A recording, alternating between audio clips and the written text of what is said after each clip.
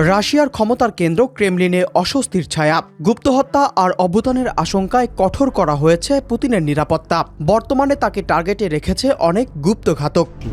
Большой объем работы, в том числе и в сфере экономической. President পুতিনের ব্যক্তিগত নিরাপত্তা এখন আগের যে কোনো সময়ের তুলনায় অনেক বেশি কঠোর। শুধু তার চারপাশ নয়, ঘনিষ্ঠ কর্মীদের বাড়িতেও বসানো হয়েছে নজরদারি। সিএনএনের হাতে আসা একটি ইউরোপীয় গোয়েন্দা প্রতিবেদনে উঠে এসেছে চাঞ্চল্যকর তথ্য।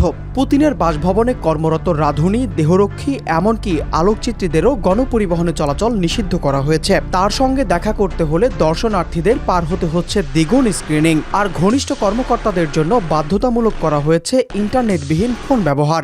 ডিসেম্বরে এক শীর্ষ রুশ জেনারেলের হত্যাকাণ্ডের পর থেকেই পরিস্থিতি বদলাতে শুরু করে।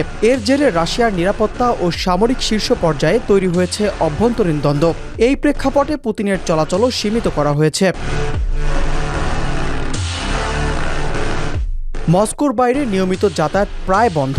এমনকি সেন্ট পিটার্সবার্গ বা ভালদায়ের মতো পরিচিত গন্তব্যেও আর যাচ্ছেন না তিনি। 2025 সালে নির্ধারিত সফর থাকলেও এবছর এখন পর্যন্ত কোনো সামরিক স্থাপনা পরিদর্শন করেননি পুতিন। কিছু ক্ষেত্রে জনসমক্ষে দেখানোর জন্য ব্যবহার করা হচ্ছে তার আগে থেকে ধারণ করা ভিডিও ও ছবি।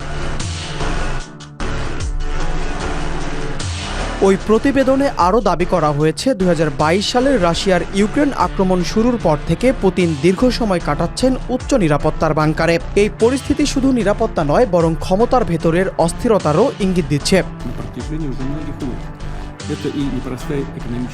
অর্থনৈতিক চাপ, অভ্যন্তরীণ ভিন্নমত, এমনকি ইউক্রেন যুদ্ধের কঠিন বাস্তবতা, সব মিলিয়ে চাপে রয়েছে মস্কো। এমন অবস্থায় নিরাপত্তা ব্যবস্থার এই কড়াকড়ি শুধু ব্যক্তিগত সুরক্ষা নয়, বরং একটি বড় রাজনৈতিক সংকেতও হতে পারে।